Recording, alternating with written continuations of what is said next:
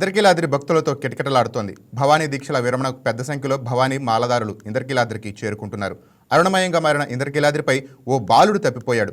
బాలుడు తప్పిపోయిన విషయాన్ని గమనించిన పోలీస్ కానిస్టేబుల్ అతడిని చేరదీసి ఓదార్చాడు. అనంతరం మైక్ ద్వారా తప్పిపోయిన చిన్నారి గురించి అనౌన్స్ చేశాడు.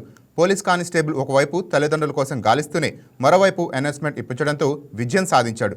బాలుని వెతుక్కుంటూ తల్లిదండ్రులు కానిస్టేబుల్ వద్దకు చేరారు. ఆ చిన్నారిని వారికి సురక్షితంగా అప్పగించాడు. తప్పిపోయిన తమ బాలుని తిరిగి అప్పగించిన కానిస్టేబుల్కి ఆ చిన్నారి తల్లిదండ్రులు ధన్యవాదాలు తెలిపారు.